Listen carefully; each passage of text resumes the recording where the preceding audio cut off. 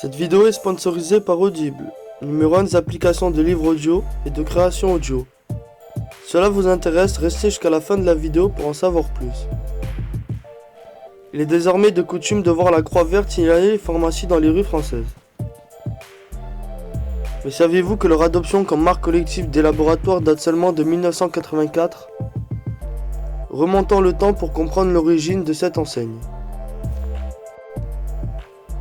Le 24 juin 1859, durant la célèbre bataille de Solferino, les troupes de Napoléon III écrasent l'armée autrichienne en terre lombarde, au nord de l'Italie.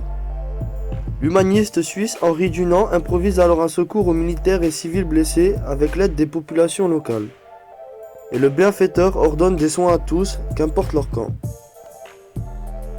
En 1863, autour des idées de Henri Dunant est créé le Comité international et permanent de secours aux blessés militaires. Un an après, le 22 août 1864, il est même baptisé Comité international de la Croix-Rouge lors de la première convention de Genève, en Suisse. Un organisme en campagne de sensibilisation choque désormais, notamment autour des premiers secours. Et son emblème est, comme son nom le laisse supposer, une croix rouge.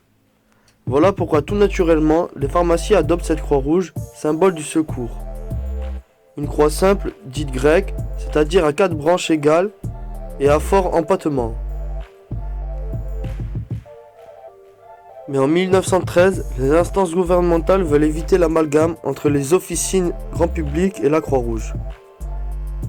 Ils interdisent donc à leurs professionnels de santé ou commerçants de l'utiliser. C'est plus tard qu'est adopté le caducée, que se distingue selon les différentes spécialités de santé des pharmaciens. Une coupe avec un serpent qui s'enroule autour, la coupe d'Hygie plus précisément. Pourquoi ce symbole ? Car cette coupe est le bol médicinal d'une déesse grecque, Hygie. Or, les spécialités de cette divinité puissante sont la santé, la propreté et l'hygiène. Une affaire de famille.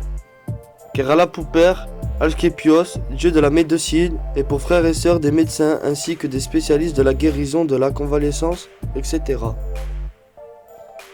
Hygie est souvent représentée avec des serpents autour d'elle, car elle a pour habitude de donner à boire avec sa coupe au serpent de son père. Dans l'Antiquité grecque, le reptile symbolisait aussi la guérison, la fécondité et la vie.